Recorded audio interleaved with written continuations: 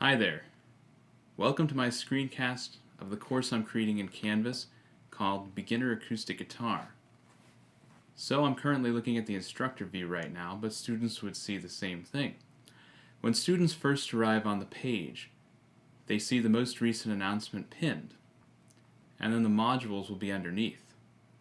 Everything is arranged sequentially so that you'll start with the first item and continue on to the next one, finally ending up with the assignment that's due, which would be their own video for the week, and then some optional things which could come after everything else was completed should they want to continue studying the same subject.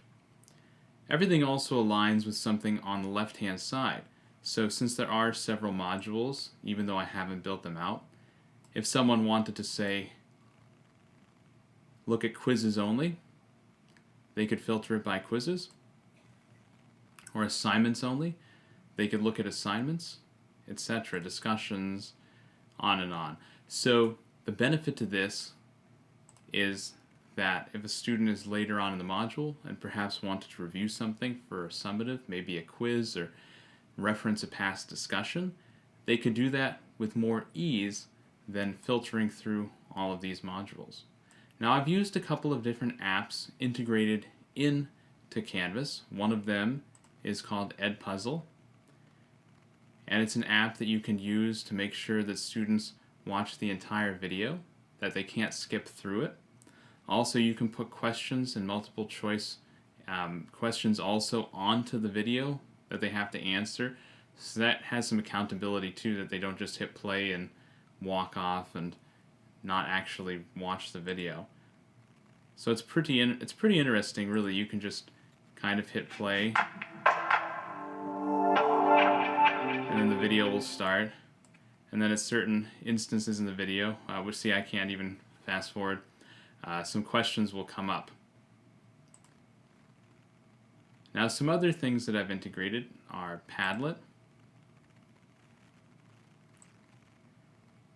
I just had a little sample thing here as a test, but for the open-ended question I felt it was a little more informal, and a Padlet would be just fine, and it would be something a little different than the general discussion board, and it could be a little more casual. So Padlet, I had to embed it, but it works fine. I'm also working on integrating Captivate. I've Adobe Captivate, which I'm recording on right now. I haven't actually posted it yet because I'm still kind of crafting it, but when I'm done I hope to have also a little Captivate lesson in here as well to kind of enhance what I've taught in the video. So I have announcements, a video, the Captivate lesson, then there's a few quizzes, mostly fill in the blanks with multiple choice that students would have to go through, and all of these questions align to the video that they've seen and they'd have to answer. I also have everything laid out in rubrics here. So for instance, the summative rubric, I've built that out, and I'm going to also build out rubrics for the videos and rubrics for the discussions.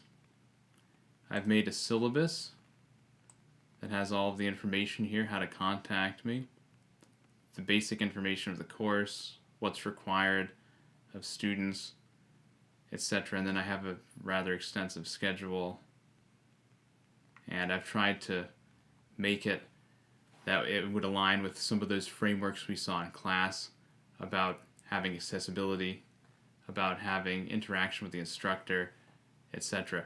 And I think that it's done a great job with that. I've also arranged everything on the left-hand side sequentially so that you can find everything that's most important first, namely the home page.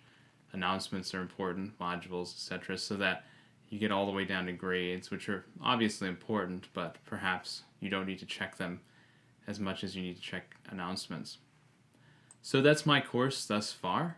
I'm looking forward to maybe using it in real life. My father runs a music school, and maybe I could use this Canvas page and actually teach this course.